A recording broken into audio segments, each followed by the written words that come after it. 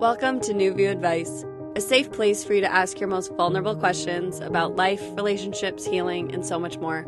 I'm your host, Amanda DeRocher, and I believe our fears and traumas are often what hold us back from living life to the fullest. Join me here each week as I offer advice on how to move through whatever is holding you back from being your best self. Let's get started. Hey there, beautiful. My name is Amanda DeRocher, and this is New View Advice. If you're new here, this is a podcast where I answer listener questions about life, relationships, healing, and so much more. This is a healing-centered advice podcast, which means that I believe you have all the answers you seek. You just may need a little guidance along the way. I believe you are immensely powerful, but oftentimes because of trauma, past relationships, fears and pain we've experienced in this life and honestly past lives, we get stuck. And it's my intention to help you to connect back with yourself so that you can create the best life possible and be your highest self in this lifetime. So I'm super grateful to have you here with me today. Today we are going to be talking about healing from past relationships. So this episode is about healing from any relationship in your past. So the two questions I will be answering today aren't actually from recent heartbreak. It's looking at how relationships in our past, so it doesn't matter the amount of time, it could be a few months or a few years, it could be 10 years, it could be 20 years, how if we have not fully healed these relationships, how we could still be playing out beliefs and patterns from them, and how important it is for us to heal all the layers within us, and oftentimes in relationships, if we are unintentional in them, they can cause us pain and trauma and create new belief systems around people, around relationships, and around ourselves. So it's so important for us to look at this and heal this. So this has been really relevant for me recently. I have been taking a beautiful course that has been helping me to dive into my root chakra and to heal layers and wounds that have been arising for me because my root chakra is an area of my body I have avoided, to be honest, and that I am finally ready to look at certain things that I have stored there in my body. So as I've mentioned many times, I am right along the healing journey with you. I am never going to claim to be fully healed or that I have all the answers. I'm just here to guide you and to assist you in connecting back with yourself.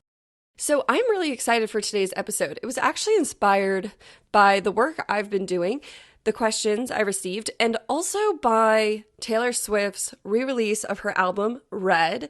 I don't know how many of you are Taylor Swift fans, but Taylor Swift re-recorded her Red album, which was an album about heartbreak. It was an album about the feelings and the emotions and the experience of heartbreak.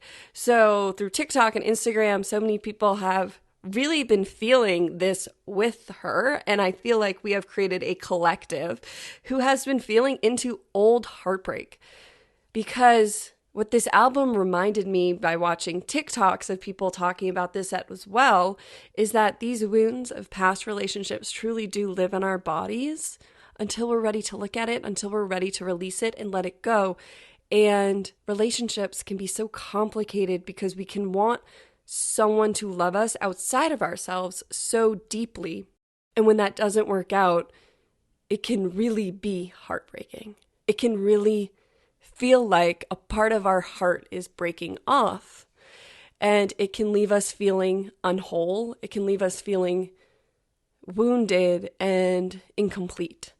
And though we are always complete, I believe we are always whole, and the healing journey is coming back to ourselves, coming back to our innocence, coming back to our wholeness, coming back to the truth of who we really are. But oftentimes we create defenses around ourselves because it can feel too scary to be our vulnerable selves, because oftentimes in places like relationships, we were vulnerable. And when our heart's broken, we can feel that it's not safe to do that again moving forward. So today I want to jump into the episode, and I'm going to talk a little bit about the importance of healing from past relationships, and then I'm going to answer two questions about people with awareness about how past relationships really can be affecting our present day. in. So before we jump in, I just wanted to mention the sober course I've mentioned a few times before. So I've been spending the past week really starting to figure out what this container is going to look like. And I've decided that this course is for people who are sober curious or at the beginning of their sober journey and who are looking to bring more intention to their relationship with alcohol, who are looking to heal their relationship with alcohol, who know they have an unhealthy relationship with alcohol right now and are ready to heal and to look at where that came from and to make a change in their life. I'm not asking the container and the people in the container to go sober forever. I'm just asking that you do Dry January with me and that we as a group not drink for 30 days and we start to look at, heal, and reflect on our relationships with alcohol. I'm going to share with you my system for healing from alcohol, and it's been transformational for me.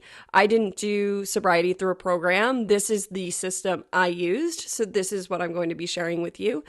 And again, this is just a 30-day program. So this is an introduction to healing your relationship with alcohol. But I find that healing in community, it really helps us to dive deep quickly in the process, and it helps us to feel really supported to do the work. So if you're interested in this, if this sounds like something you'd like to learn more about, I invite you to email me at newviewadvice@gmail.com, and I'd be happy to answer any of your questions. That's it for updates here. So let's jump on into talking more about healing from past relationships.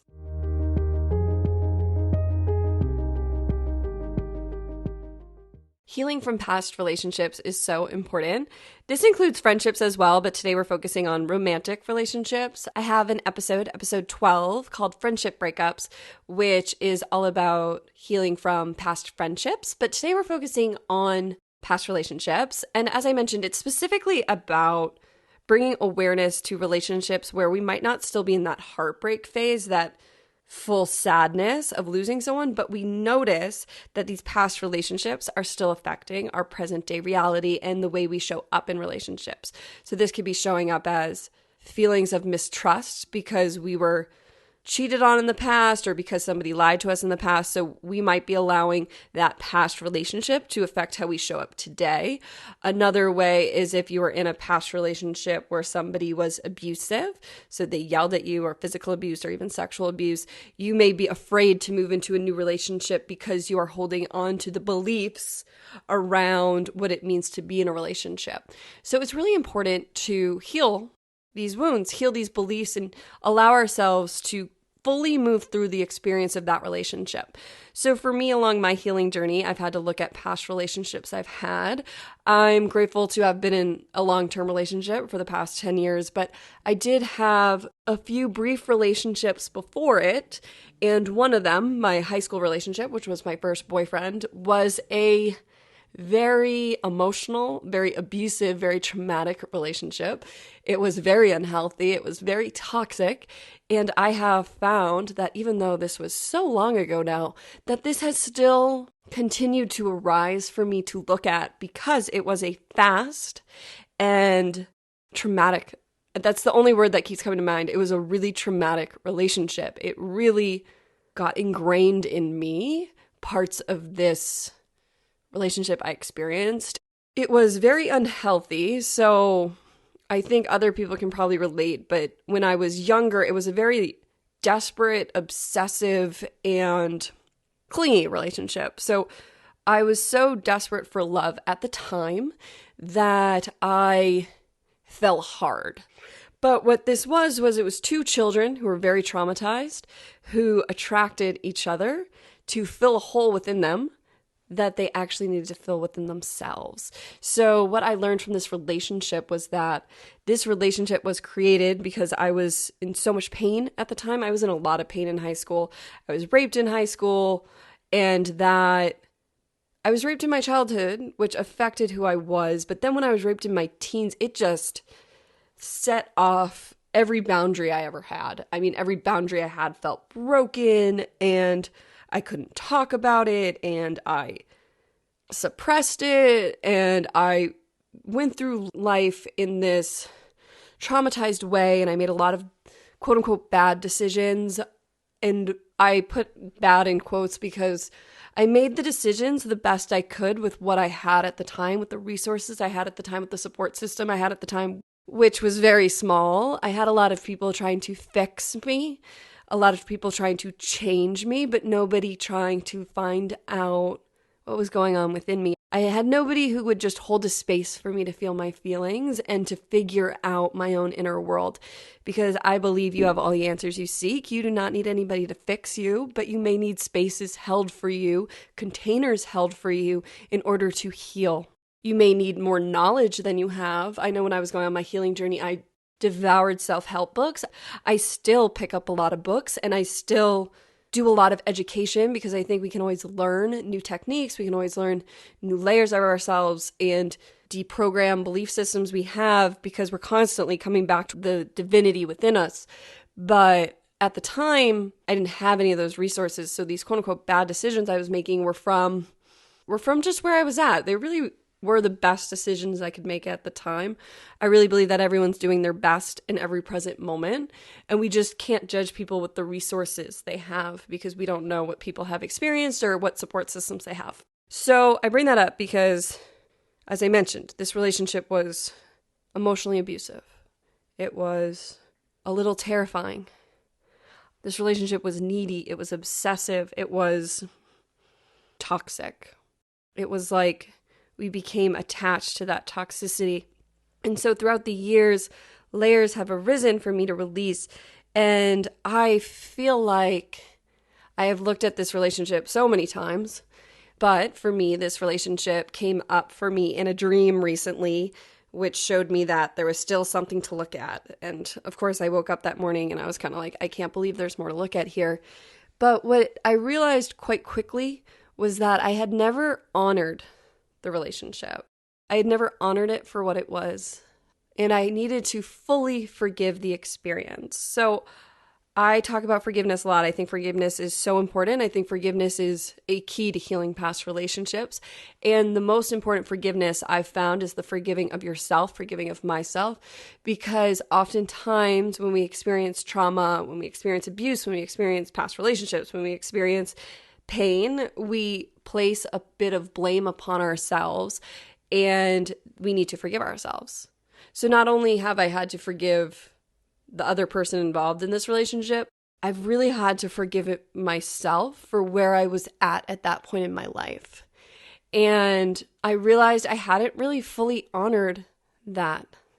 I hadn't honored the bigger picture of how I ended up in that relationship, about the young girl who was so desperate for love that she was looking in all the wrong places because nobody told her that what she was looking for was within, that she didn't have the tools to access that love within because she had become so disconnected from herself because of all the trauma she experienced, that she allowed herself to be abused so fully and kept going back to such an abusive person. And to be honest, did some abuse. I was abusive at that time. I was a screamer. I was a yeller.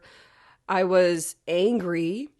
And he would yell at me. I would yell back. I'm not saying I was perfect in that relationship, but she allowed herself to be in abusive a relationship and not show up in a healthy way because she didn't know any better.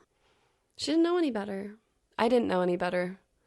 And I bring this up because I want you to bring compassion to yourself, forgiveness to yourself about your past relationships. I don't know what you've experienced. I don't know how many past relationships you have. I don't know what you're holding on to still, but I share this because it's so important to fully forgive yourself, to fully forgive those involved. And you can't rush forgiveness, but forgiveness is important. Forgiveness is not condoning someone else's actions. It's not condoning the abuse you experienced. Forgiveness is letting go of the past so you can move forward. One of my favorite Oprah quotes is, "Forgiveness is giving up the hope that the past could have been any different." I love this quote because it explains that forgiveness is not saying what that person did was right. It's saying, I'm ready to let this past experience go because I can't go back in time. Because this happened and I'm ready to move forward. I love myself enough to move forward. And I don't believe you have to go out of your way to tell people you forgive them. I'm never going to contact this abusive person in my life again, but I have worked through forgiveness. on both ends, forgiving him and forgiving myself. You know, sometimes through the healing journey and through this forgiveness journey, when you sit with yourself, you become very, very honest with yourself about parts of yourself you've buried and avoided. And for me, I felt a lot of shame around this relationship because I allowed myself to be so abused and so used and treated so horribly that I felt a lot of shame around that. And through the honoring and the forgiving of this, what I can really see now, as I mentioned, was that I was doing the best I could, was that I was looking for love in all the wrong places, and also that this relationship taught me what I would not tolerate moving forward. And I'm able to have a healthy relationship now in a way because I experienced this relationship. And I learned quite quickly what I did not want in a relationship moving forward. And I believe that there can be so much shame around the things we need to heal. As I mentioned, I felt shame around this relationship, and it's so important to let ourselves off the hook and to release that shame. And past relationships can be a place where we feel a lot of shame because a lot of times, because of that desperation for love, we allow ourselves to be treated poorly. We allow our boundaries to be crossed. We do things we wouldn't do in other situations because we're lovesick. We're blinded by love. Like, those expressions come from somewhere because I think so many of us can relate to how you can be swept up in love. You can be swept up by that. But that's not really love. What you're getting swept up by is the intoxication of hormones, but also intoxication of those wounds you have inside, right? A part of you saying, oh, this will help us heal. This will help create a situation for us to move forward. And the attachments are created. And also when sex is involved, it complicates it. That's a real energetic exchange. So real energetic ties are created, but also that bond that's created through sex is real and can be harder to let go of than when sex isn't involved. So healing from past relationships is so important. And I have found past relationships to be such great teachers for myself and have allowed me to see where I've had my boundaries crossed, why I've had my boundaries crossed, where I need to set boundaries. Relationships really always show me where I'm still looking for love outside of myself and where it's time for me to start loving myself within. So I hope something in this helped a little bit for you. I just want you to know that if you're healing from past relationships or if you have past relationships that don't feel neutral yet. So for me, I feel like when we've fully worked through something, it feels neutral. And we can look at it and honor that experience and say, yes, that happened. And yes, that was painful, but I've learned from it, or it's helped make me who I am, or I honor where I was at that point in my life. Neutrality is something that happens as we move through the layers of trauma, grief, and pain that arises throughout the healing journey and through relationships. So I just want you to know that if you are aware of some places you still need to heal from past relationships, I'm right there with you. I've been doing the work as well, and I think so many of us can relate to that because it's something that can be really hard to also talk about. Because another thing I wanted to mention was just that it doesn't matter how long the relationship was, the ties that can be created, the trauma that can be created, the pain that can be experienced, the real feelings that arise. We can't judge how long that is for someone. We can't judge if a 3-month relationship or a 12-year relationship, which one had bigger effects on someone, just because these things can happen so quickly and we can need to heal so much from short relationships and long relationships. So I say this because I think that there can be shame created around the shorter relationships, like, oh, that was so short, just get over it, or like, you can move on, or you've already moved on, why are you still talking about that? And if you still have pain to be healed, you still have pain to be healed. There's no reason to judge it. And if you find people invalidating you, I invite you to find a safer place for that. So therapy is a great place, or finding a container or a self-help group or finding a support group. But I find that so many of us can feel shame around the length of the trauma or how deep the trauma can be from a short experience. And I've had many experiences that happened one day in my life and it changed the course of my reality. One incident, an hour, one word, one phrase can change you and can break a false sense of safety you had within yourself. So of course, a short relationship can affect you too. So I just invite you to be kind and patient with yourself as you're moving through healing from past relationships. And I send you so much love today, and let's jump into 2 questions.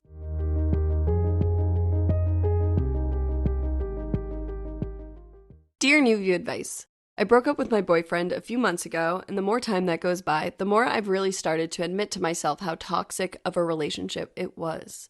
We fought all the time, and then we would have sex and make up and then fight again. He would yell at me all the time and didn't support me and my success. We were together for a little over a year, and I stayed with him for so long because I really loved him. When we were good, but when we were bad, I was terrified. He hated my friends, so I found myself isolated and embarrassed to tell anyone what was really happening because part of me knew I wasn't going to leave. I finally left when I caught him talking with another girl. I feel so stupid and wonder if he ever really loved me. Though I'd never go back, I'm having trouble moving forward and want to start dating, but I'm also afraid of ending up in the same situation. What should I do to move on and get back out there?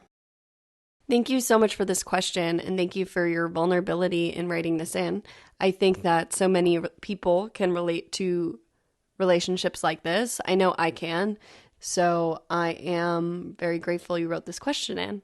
And I just want you to know that you don't have to be in a rush to get back out there. I know you say you want to start dating, but maybe take the time to date yourself, because I find that the time to be single and to be alone can be really empowering, and it can be really helpful in setting the intention in what we want to move forward and allowing us to move through those fears that may be arising. So I just want you to honor yourself wherever you're at. You don't have to rush back out there and date, but if you're ready to date, I want to help you to set yourself up for success by guiding you on ways to connect back with yourself and to commune with you in your own heart. Okay, so you mentioned that you're having trouble moving on from this. So I'm going to guess here that you may be replaying parts of this relationship, that it's still very much present with you, because you said you broke up with your boyfriend a few months ago. So that's really not that long ago. As I mentioned, I'm still healing from a relationship that was over 12 years ago. So a few months ago really isn't that long ago. You're still probably in a bit of the heartbreak phase. And I just want you to honor that. You know, you seem to be in a rush to move forward and to get over it. And in order to move forward, you have to really sit with everything you experienced. And it sounds like this relationship was abusive. So you have to sit with the abuse you experienced. And who wants to do that, right? That doesn't sound fun, but I promise you that the more you acknowledge and the more you look at it, the easier it will get, but also the more you will become in communion with yourself. So it's so important that we look at the pain we've experienced and not just bury it, because it gets stuck in our bodies. So our body wants us to move through all the pain and trauma we've experienced, and it often gets stuck because we weren't able to fully move through the feelings, the emotions, and the acts in the present. So it gets stuck, and then we have to release it.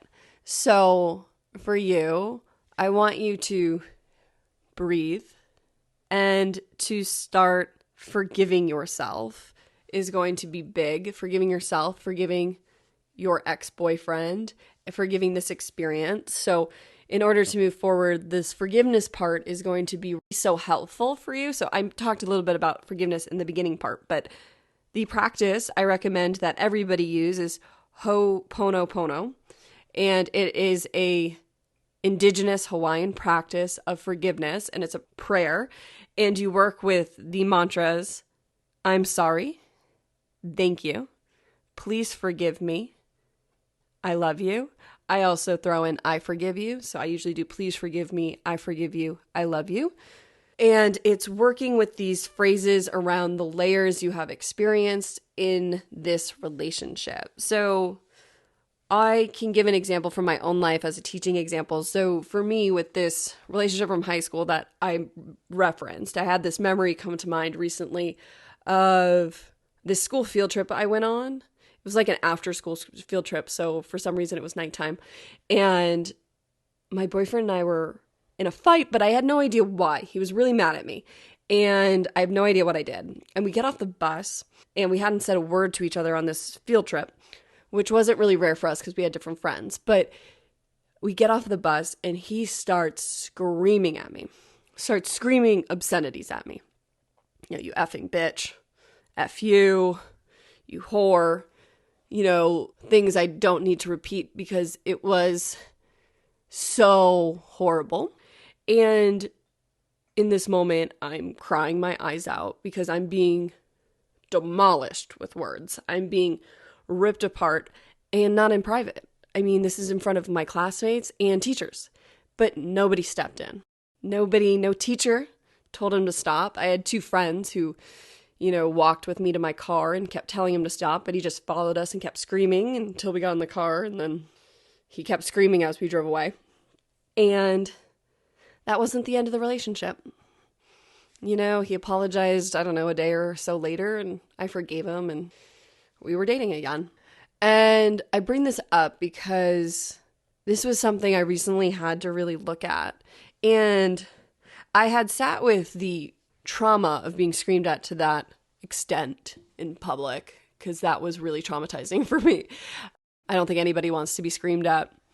What came up were two things that I had to forgive. One was that no one intervened, that it was another time in my life where adults stood by and watched this abuse, or when people stood by and watched abuse. I have a few experiences in my life where I had formed beliefs around mistrust because people watched me be abused, people watched me be raped, and did nothing. And I didn't realize this layer was there. So this arose for me this week. And I had to forgive this experience. And it was forgiving him. It was forgiving the teachers, the classmates. But it was most importantly forgiving myself. I would obviously act different now if someone started screaming at me in public. But at the time, I acted in the way I knew how. You don't know what you don't know. And I really had to forgive myself for allowing myself to be treated like that, for the pain that was in my heart, for knowing what I knew at that time. And I really had to connect back with my 18-year-old self and how I didn't have the tools to react any differently to that. And I offer that to you as an example of what it may look like for you to really look at this relationship that you experienced. So, one, I don't know if you've experienced a relationship like this before, but sometimes there's a root relationship. So it's finding the stories you have, the limiting beliefs. Both are the same thing. So it's finding, like, what are you telling yourself in your head and where did that start from? So it's getting down to the root. It's like, stop telling yourself the same story, which can often look like the situation or blaming other people. And it's like, what's the root? So with this story I just gave, like, the root for me was that it's not safe to trust others. And that it's not safe to trust anybody but myself. Because in that situation, it was out of body, and I almost watched other people watch this abuse happen to me. And I developed the belief that nobody's going to be there for me. It just reconditioned that. And that's deeper than this one experience, because I have other experiences too of that. But it just reconfirmed for me, I can't trust anybody. Again, that's not true, but I had to allow this memory up, observe it, and say, what did I take from this? Like, what am I still holding on to? And it was a layer of the unsafety of trusting others, and how I've developed this belief over time that I'm only safe when I'm alone. I'm safe by myself. And this is something I've really been looking at for the past year. So many things that have come up with for me have been looking at how it is safe to trust other people, but where this belief came from for me. So I hope that's helpful. But I want you to start looking at this relationship and the stories and the beliefs that you may have taken on. So some journal prompts for this could be, what do I believe about relationships? What is my ideal relationship? What beliefs am I holding onto from my past relationships? Are there any memories arising that are asking for me to look at them? So I want you to look at your past beliefs around relationships, and a practice I've used this week and that I recommend is that you write down all these beliefs. It's not safe to trust others. I'm unworthy. I'm unlovable, whatever they may be for you. And to then take that list, and when you feel like you've really gotten out everything, you're ready to release. So really just allow yourself to free flow, and you might have some beliefs come up that you weren't expecting to come up. And just keep going. I'm not worthy of success. Sex is the only way to solve relationship problems, whatever it may be. Write these all down. And then I invite you to go outside, do this outside, and find a safe container to light this on fire. And say the intention, I release these beliefs from my body, and light this on fire. Do the act. Fire is an element that helps us to transmute pain we have experienced. I really believe that when we bring in the elements, it helps us to move forward. It also helps us to bring in that intention, right? Just the act of lighting it on fire is you intentionally telling yourself you're ready to let this go. The power of intention is how we move forward, is how we heal. So much of our lives is on autopilot, from our jobs to our driving to showers to the way we cook to the way we go about our day. And bringing intention is powerful. So a way you can bring intention and healing to this is by lighting that paper on fire and releasing these limiting beliefs when it feels ready. Maybe you write down beliefs for a week, and at the end of the week, you light them on fire. Maybe you set aside an hour and work on this in an afternoon. But I invite you to bring that fire element in. So I invite you to release the limiting beliefs, the stories you're telling yourself, the pain in your body through this act of setting this list on fire. I invite you to start forgiving the experience through the act of Ho'oponopono, and I will link some meditations that are Ho'oponopono focused. And the last thing I will recommend for you is to really just allow yourself to feel your feelings. Easier said than done. I invite you to feel the pain that you may have not experienced while you were in the relationship, not just the grief you're experiencing because the relationship ended, but it sounds like this relationship had a lot of pain in it that you may have not felt like it was safe to release at the time. I just want to take a moment to honor your experience. I don't know what your support system looks like, but I want you to know that this is real pain you experienced. This is real abuse you experienced.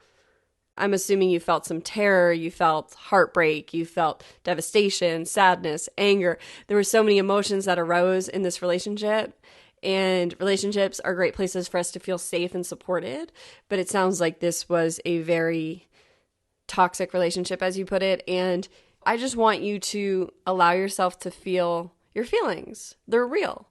And I think so many people experience heartbreak that we downplay it because some of us move through heartbreak quickly. Others, it can take years to move through. And oftentimes people don't understand exactly what we've experienced. People put their own experience on your experience. So people will be like, oh, I experienced heartbreak and you're fine. And not everybody is fine after heartbreak because relationships really trigger those childhood wounds, and depending on what your childhood looked like and how much you've already healed from it, this could be really, really triggering for you. So I just invite you to be kind and patient with yourself, to allow yourself to move through your feelings, through this forgiveness practice, through releasing these limiting beliefs, and also by just honoring yourself daily. And what I mean by that is creating a container for yourself to dive into this relationship. So I think therapy creates a great container where you can once a week talk about this. I know therapy is not an option for everyone, but I do like to bring it up because one, I have found therapy very helpful in my own life, so I want to destigmatize it, and I also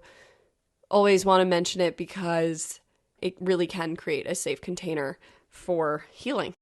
And I just want to end this with that the more you can love yourself through this process, the easier it will be. You say in this that you felt stupid and wonder if he ever really loved you. And I'm going to ask you to flip this and ask yourself how you can love yourself deeper, how this relationship can show you places where you may have not been loving yourself to your full ability, or you may have not been loving yourself fully. I think that relationships oftentimes show us where we need to love ourselves more in order to love others, but also to love ourselves. And I think that you deserve all the love in the world.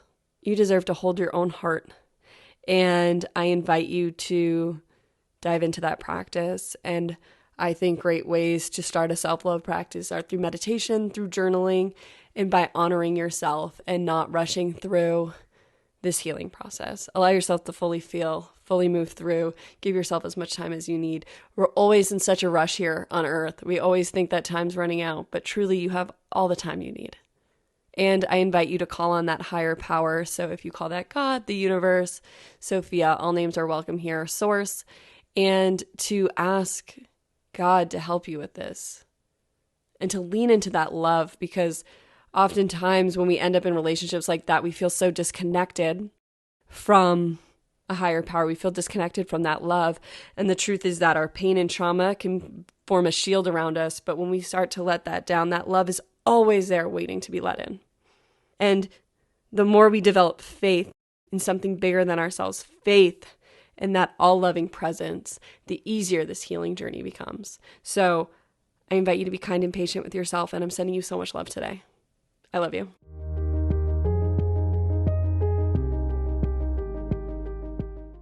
Dear New View Advice, when I was in college, I dated this guy who was a few years older than me. He was my first boyfriend, and I felt so special. I was a freshman, and he was a senior. It didn't seem like that big of an age difference then, but now I can see that I allowed myself to be taken advantage of. I let him treat me horribly. I would try to tell him how I was feeling, and he would make me feel crazy. I now know that he was gaslighting me, but it caused me to develop some troubling relationship habits. What can I do to fully let this go and no longer let this bother me? Thank you for this question. I just want you to know that this is unfortunately all too common, and you're not alone in how you're feeling. And I'm grateful we can talk about this and work on healing this together as a collective. So first, I wanted to say I am so sorry that you experienced this. I'm so sorry that this is still affecting you. As I mentioned in my intro, I'm still healing from a relationship I had in high school. I'm always surprised when the layer arises, but I also have learned to not judge the layers when they arise and to just allow them to release from my system. And it's crazy how these relationships that we get in can have such lasting effects. It's crazy how long it can take to heal from something. And I use the word crazy just because I think that so many of us in this society are always trying to rush through everything. And the healing journey is a journey of learning how to be patient, compassionate, and loving with yourself. And that patience becomes so important as we see layers arise from wounds we may have thought healed or that we wish were healed.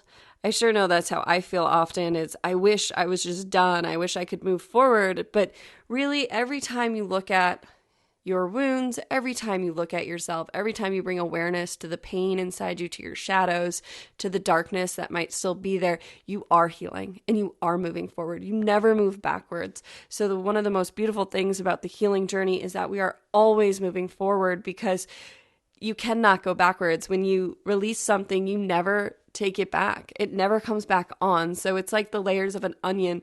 And when you peel them back, you can never put them back on. So that's a great thing about the healing journey. So it can feel frustrating at times when we're still working through something, but really we're always moving forward. And sometimes it takes that bigger perspective, right? We're coming up on the end of the year, which is always a great time for reflection. And you can look at the year and maybe see how much you have healed. But when you're in it, it can be hard to see how much you've healed. It really takes that bigger perspective to see how much we've grown.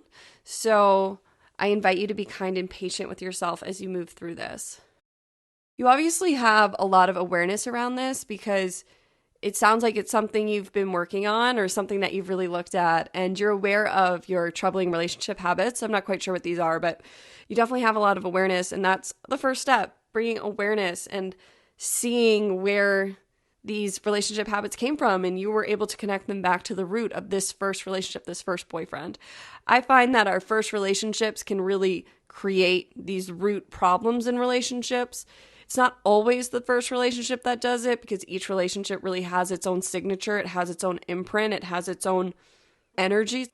Oftentimes in our first relationship, it's our first experience opening up to love in this new way. So before we have relationships, we experience love from our families and from our friends. But when we start opening up to romantic love, it's a new kind of love. And it's a love that we have seen played out in movies and TV shows and books. and poems and read about in history and seen our parents' relationship and our caregivers and people in our lives. So we've seen it since we were young. We've seen it since birth. I mean, even children movies are about romantic love. So our first relationships can be so impactful because it's our first experience of it. And depending on our attachment style, depending on our trauma, depending on our relationships with our inner children, depending on our parents' relationship, how we grew up, so many factors can determine if this first relationship is going to be healthy or unhealthy. And I think the majority of people experience an unhealthy first relationship. And I know that was my case, as I've mentioned. And I think that that's unfortunate. And I think that healthy relationships aren't always demonstrated in our society. So I know for me, I was learning about my first relationships. I was learning about sex. I was learning about alcohol, and I was learning about drugs from other teenagers. So I was learning about these things from other inexperienced people. I wasn't learning about them from self-help books. I wasn't learning about them from experts. I wasn't learning about them from adults even. So I can see now how much learning about these adult topics from other children really affected these first experiences for me. So for you, I think that everything I mentioned in the first question definitely applies. I think working on forgiveness, working on forgiving this person who took advantage of you is going to be huge for you, and it's not going to happen overnight. It's going to happen through pieces, because when we're taken advantage of, oftentimes it's on so many levels. So when I have been taken advantage of in my life, I had to heal it on multiple levels. So I had to heal it on a physical level, a spiritual level, a mental level, and an emotional level. Oftentimes this energy of being taken advantage of penetrates us so deeply, especially in relationships and especially when sex is involved. And oftentimes in our first relationships, we can give ourselves so deeply without boundaries, especially if we weren't taught boundaries in our childhood, if boundaries weren't demonstrated to us. And in many movies, relationships are not shown with boundaries. Also in movies and TV, relationships are often shown at the beginning. They're not shown what it looks like to work in a relationship. I always mention TV and movies because I can see how much those affected me and how I acted growing up. For you, it could be books. For you, it could be the people around you. But it's important for you to look at where you got your beliefs around relationships before you entered a relationship, because I also had to work on forgiving that as well. As I mentioned in the previous question, the most important person you're going to forgive here is yourself. I have found through my own experiences of being taken advantage of that I placed a lot of the blame on myself. Most of it was unwarranted. Most of it was a coping strategy because I couldn't fathom that I couldn't control the situation, and I never wanted it to happen again, so I put all the blame on myself. And this forgiveness is the most important forgiveness I've ever done, is when I dive into the layers of self-forgiveness. And through my healing journey, that self-forgiveness has taught me how much I love myself. And each time I forgive a layer, I fall more in love with myself. I fall deeper into that love and that self-compassion, which is so important and is really, really essential, especially with the world we're living in. It's so crazy out there. It's so divisive that it's so important to cultivate that self-love. And I bring that up with this topic because healing from past relationships is really a self-love practice. It's really about falling back in love with you and taking back the power that you may have given to a relationship, calling back that power, calling back the emotional boundaries you may have let be crossed, the physical boundaries, calling all that back and forgiving yourself for your lack of boundaries and forgiving yourself for the situation you may have found yourself in and how deeply hurt you may feel now. So that forgiveness is going to be so important, as well as looking at the stories that may have been created around this experience and feeling your feelings and finding a safe container. And you may be able to hold that for yourself, or you might want to look into therapy or see if you have a friend who could hold the space for you as well. Another form of healing I've talked about is using creativity. So I think that Taylor Swift's album Red is a perfect example of channeling the heartbreak, the abuse, the sadness into healing through creativity. I find that when we use creativity, so for me, that's often through writing, we use our voice to heal. I have found it to be such an extraordinary healing practice for me. For me, I write stories, so screenplays, and each screenplay heals me in a new way. So even if no one ever sees these screenplays on screen, I know each of them have held a purpose in my heart. And another practice I use regularly is poetry. Poetry is a way that I have healed through so many layers along my healing journey, and that creativity has helped me to find my voice and has helped me to let go of so many feelings. I find that poetry is a great way to channel feelings. So if you don't want to just sit and cry, writing a poem, writing a story, or art, I find coloring so therapeutic.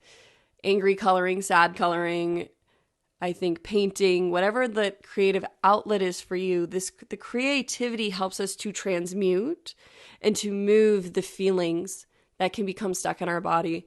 The feelings of being taken advantage of, like I said, can be on so many different levels in our body that I find creativity to be a great way to release that. Another practice I often mention is journaling.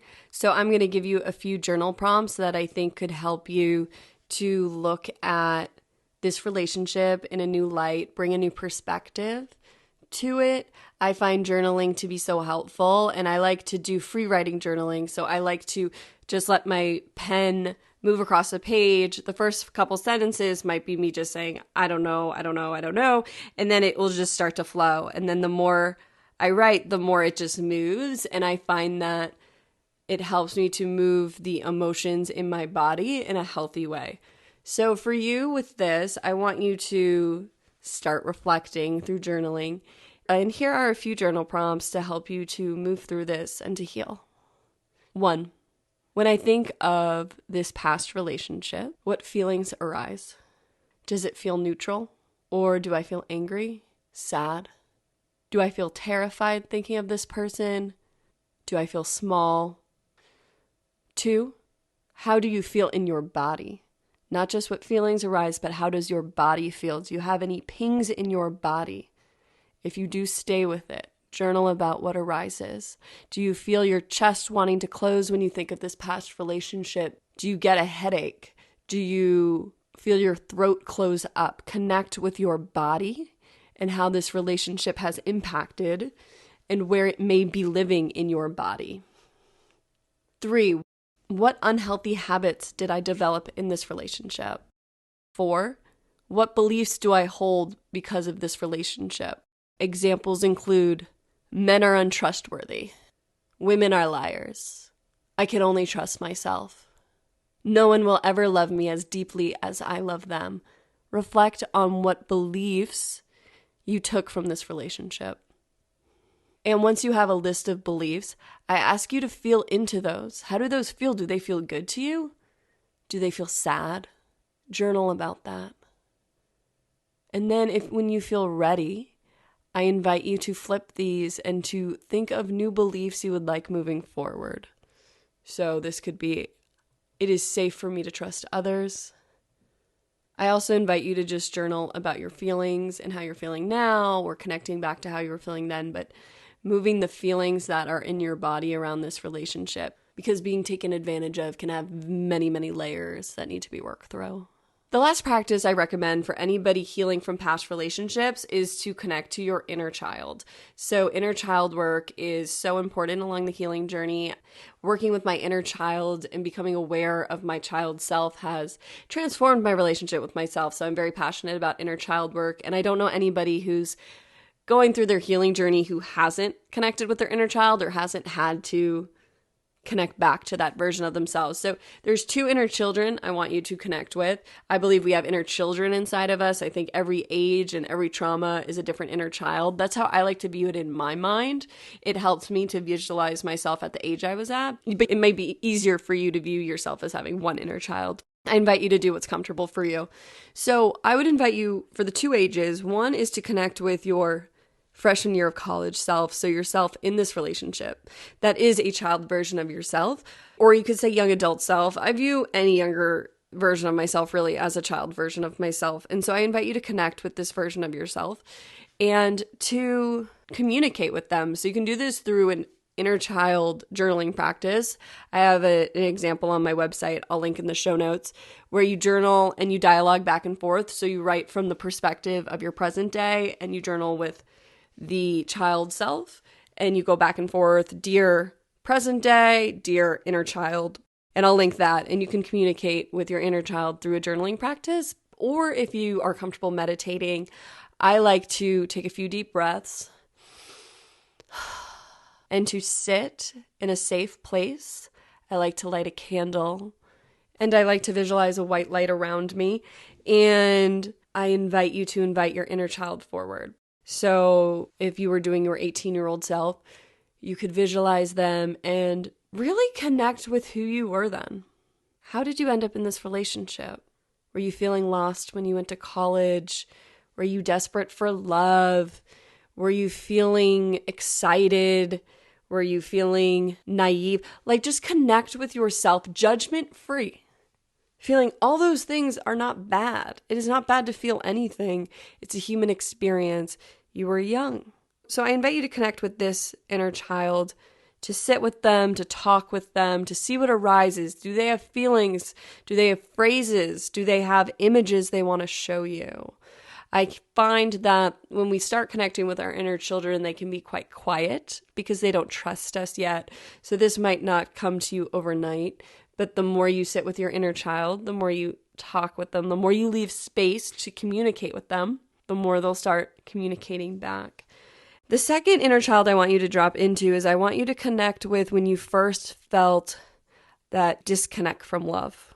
So many of us have a moment actually when this happens, and it could be as young as age 2, it could be as young as a baby, or it could be when you were 8, but connect it to when you first can remember, and this could get younger and younger. It's whatever really comes to mind when you first felt a disconnect from that love, when you first felt unsafe. Just allow whatever wants to arise, because oftentimes when we end up in unhealthy relationships, as I've mentioned, it's because we're looking for love outside of ourselves. And oftentimes in childhood is when we start to feel this, and we start to feel unsafe, or we start to feel unloved, or we have to be the caregiver. There's so many reasons why we feel disconnected from love. And I invite you to explore where this first came from, because unhealthy relationships can be the root of many beliefs, but oftentimes we end up in unhealthy relationships because of another root, which does with feeling unloved or feeling unsafe, unsupported, unworthy, not enough, whatever that wound might be for you. So I invite you to start exploring that. And I know this is all a lot that I'm throwing at you, so just take this one piece at a time. I'm just offering a lot because there's so many different ways that you can start healing and start looking at this from so many different angles. So don't feel like you have to do everything at once. I invite you to explore what feels good to you. So I hope something in this answer helped. I want you to know that you are on the right path. You are exactly where you need to be. There is no rush for your healing journey. You are bringing awareness. I am so proud of you. I am so grateful to be able to be a part of your healing journey. I am so grateful that we get to have these conversations and that you're interested in having these conversations with me, because I'm just so passionate about the healing journey. I can't express to you enough that the more we heal, the more in communion we become with ourselves, and the more we can drop into that love. It is life-changing. It changed my life. I went from suicidal to loving life and wanting to help others love life because of the healing journey. By doing this. And it may sound simple, and it may sound counterintuitive to you, or it may sound stupid. I don't know. I don't know how some of you feel about all this. What? I just have to feel my feelings? But it is revolutionary to do this work in a world that would have you numb out, check out, and look outside yourself for the answers. It is the best thing you can do for yourself, to go within and to allow yourself to feel these feelings. We're not taught this from a young age. I know for me, I had to figure a lot of this out on my own. I know that we all have different healing processes. I've learned that from everybody I know who's healed. So I like to offer a lot of different things that you can take and see what works for you, because we all come to healing at different times. We all have different practices that work best for us, and I want to help you connect back with you. So thank you again for this question. I'm sending you so much love on your healing journey, and it is safe to let go of this past relationship. It is safe to heal, and you are worthy of moving forward, and it is safe for you to forgive. Forgiveness is not condoning how you were treated. Forgiveness is not saying what happened to you was right. Forgiveness is taking off the heavy backpack so you don't have to carry around a big pile of rocks that hold you down, but instead you can open your wings and fly forward into this next chapter of your life. Thank you so much. I'm sending you so much love today. God bless you.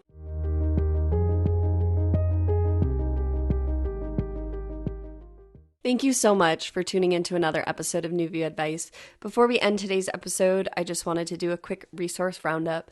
So the resources I recommend for healing from past relationships are: 1, developing a forgiveness practice, and I really recommend Ho'oponopono, which is an indigenous Hawaiian practice, which is transformational, and I have used for years, and I have friends who use it, and I see it offered in many courses that I take.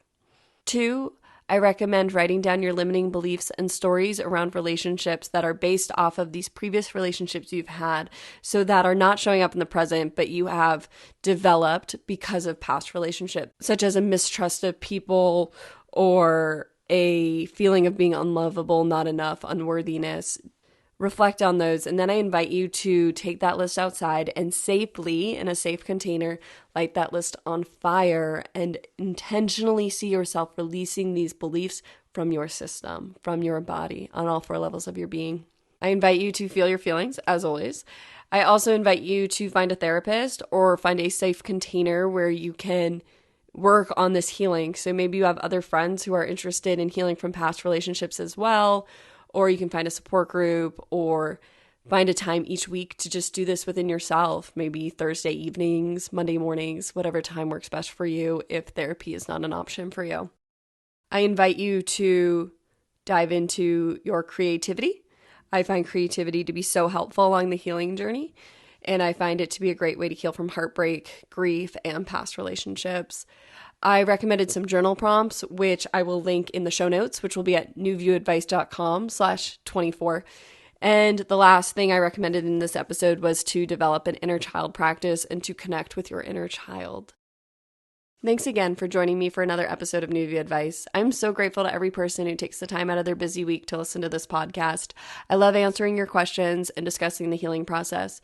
If you have a question about anything from trauma to relationships to healing to anything under the sun, I'd love to hear from you. I want to help you move through whatever you may be going through, and I want you to know that this is a safe space. I know how lonely the healing process can feel, so my goal is to create this safe space where you can feel less alone. If you have a question you would like to hear answered on the podcast, you can email me at newviewadvice@gmail.com, or you can visit my website at www.newviewadvice.com/question. And there is an Ask a Question section where you can fill out a form and ask a question there, or you can direct message me on Instagram or TikTok at newviewadvice. No question is too big or too small. Thank you again for joining me, Amanda DeRocher, for another episode of New View Advice. As always, I'm so grateful to be here with you and to offer a new view on whatever you may be going through. Sending you all my love. See you next time.